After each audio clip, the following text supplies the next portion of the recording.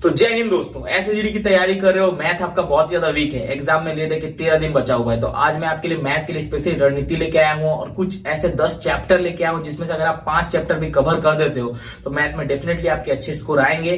तो फिगर ही क्या है, बात जब Saurabh Mishra inform YouTube channel है आपके साथ, तो मैं आपके लिए मैथ में स्पेशली कुछ ऐसे 10 चैप्टर लेके आया हूं जिसमें से अगर आप 5 चैप्टर भी कवर कर लोगे तो एसएसजीडी में आपके डेफिनेटली अच्छे स्कोर आएंगे। एग्जाम में बहुत कम टाइम बचा हुआ है और पूरा दोस्तों मैं रणनीति लेके आया हूं कैसे आप अच्छा स्कोर कर सकते हो मैथ में, और टाइम हमारे पास बहुत कम बचा हुआ है। तो उसी हिसाब से मैं आपके लिए कुछ रणनीति लेके आया हूँ, कुछ चैप्टर लेके आया हूँ जो कि आपके लिए बहुत ज्यादा इंपॉर्टेंट है।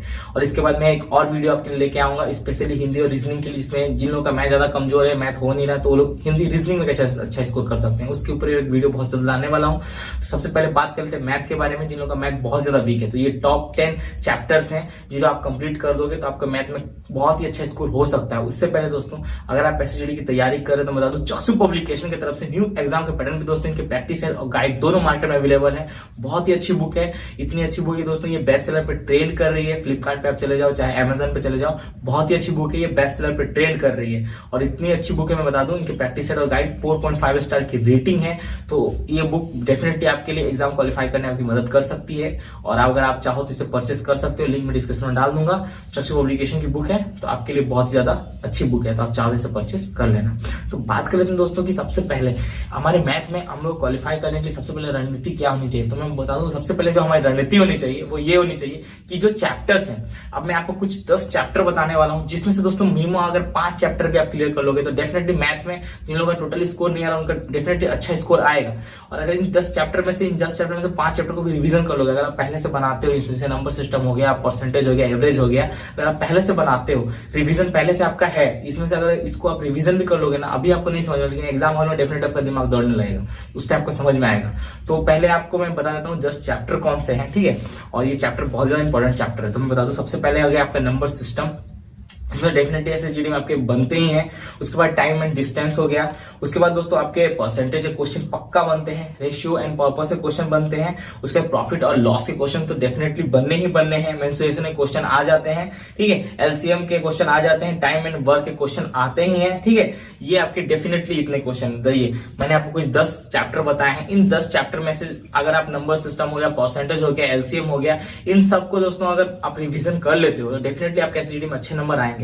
अभी आपको क्या करना है, रिवीजन पे भी ध्यान देना है। अभी आपको मैथ में मैंने आपको चैप्टर बताए, 10 चैप्टर है, इस 10 चैप्टर को आप कहीं से भी रिवीजन कर लेना, चाहे ऑनलाइन करो चाहे ऑफलाइन करो। अगर आपको नहीं समझ में आ रहा, पहले से आप बनाते हो तो एक बार से टाइम एंड डिस्टेंस मार के यूट्यूब पे डाल दो, चाहे किसी साहिल सर की आ गई, चाहे रोजगार विद अंकित सर की क्लासेस आ गई, किसी सर के भी क्लासेस आ गए, उसमें क्या है ना, सर लोग आपको समझा देंगे। तो एक बार अगर आप भूल गए हो कि आपके दिमाग में पहले आपने बनाया है, आप भूल गए हो, तो एक बार सर जब क्लासेस दोगे तो आपके दिमाग में ऑटोमेटिक वो रिवीजन हो जाएगा कि अच्छा ये क्वेश्चन का आंसर ऐसे बनता है क्या, ये तो ईजी है, मैं बना सकता हूँ, तो आप बना लोगे। और अभी जो टाइम है ना, रिवीजन का टाइम है, फटाफट इसको रिवीजन कर लो सबको।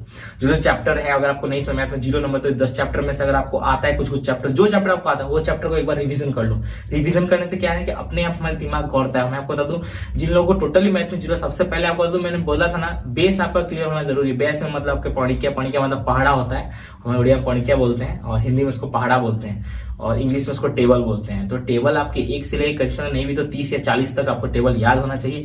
मिनिमम इतना भी नहीं तो कम से कम 20 तक तो याद कर लो। रीजनिंग भी तो बनाना है तो कम से कम 20 तक तो टेबल याद होना चाहिए। आपके स्क्वायर के क्वेश्चन मतलब स्क्वायर याद होना चाहिए, कम से कम 1 से लेकर 50 तक का स्क्वायर याद होना चाहिए। क्यू आपको याद होना चाहिए 1 से लेकर 50 तक का। इतना भी आपको याद रहेगा तो ये आपका बेस हो जाएगा। जो प्लस, जोड़, घटाव, ये सब आना चाहिए, गुना, भाग, ये सब आना चाहिए आपको, ठीक है। ये सब भी आपको नॉर्मली आना चाहिए, बेस है मैथ का, इतना आपको जानना चाहिए। इसके बाद ही आप इसको जब रिवीजन करोगे तो पता चलेगा। तो ये उन लोगों के लिए नहीं है जिन लोगों को मैथ में ऑलरेडी आता है, जिन लोगों को कुछ भी नहीं आता पर खाली है। मतलब इन सबको फटाफट पहले अब जाके याद करो, एक दिन लग जाएगा, एक दिन में ये सब कुछ याद करो, उसके बाद जाके एक बार रिवीजन करो।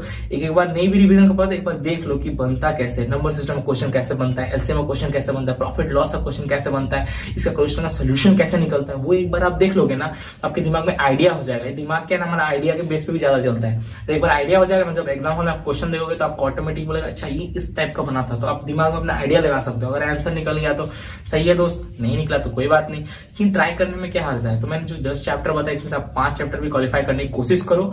और दोस्तों दिमाग लगाओ, रिवीजन पे ज्यादा जोर दो। अभी फिलहाल में रिवीजन कर दो इसको फटाफट। जिन लोग मैथ में कुछ भी नहीं आता है, रिवीजन कर लो आप एक बार और ट्राई करो, आपका होगा क्यों नहीं। अगर कोशिश करने सब होता है। 13 दिन बचा हुआ है, जान लगा दो या फिर जाने दो कि थ्योरी में काम करो, रिवीजन करो। टॉप 10 चैप्टर्स हैं दोस्तों, क्यों नहीं होगा, होगा। ट्राई तो करो, एक बार कोशिश तो करो, हार मत मानो, पूरा उसको छोड़ मत दो, आप इसको ट्राई तो करो। मैं आपके लिए और एक वीडियो ले आऊंगा हिंदी के इंपॉर्टेंट चैप्टर। देखिए मैं हिंदी में आपको पहले इंपॉर्टेंट चैप्टर बताए थे, अभी मैं आपको हिंदी में कुछ 7 चैप्टर बता दूंगा। 7 से 8 चैप्टर है, 7 से 8 चैप्टर में आपको 6-7 चैप्टर भी मतलब कवर कर लेते हो तो हिंदी में भी डेफिनेटली आपके अच्छे स्कोर होंगे। जिन लोगों का हिंदी में स्कोर कम हो रहा है तो टेंशन की कोई जरूरत नहीं है। प्रैक्टिस सेट अब मार रहे ऑनलाइन में कम नंबर आ रहा है, डरने की कोई जरूरत नहीं है। ये आपके फाइनल स्कोर नहीं है। प्रैक्टिस सेट में किस टाइप के क्वेश्चन है आपको क्या पता, क्या भरोसा आपके ओरिजिनल एग्जाम में नॉर्मल क्वेश्चन है आपके स्कोर बढ़ जाए तो डिमोटिवेट होने की कोई जरूरत नहीं है। प्रैक्टिस सेट हमारा एक अंदाजा बता सकता है कि हाँ इतने क्वेश्चन हम बना पा रहे हैं, फाइनल स्कोर नहीं बता सकता। वो आपके एग्जाम हॉल में ही पता चलेगा कि आपने कितना मेहनत किया है।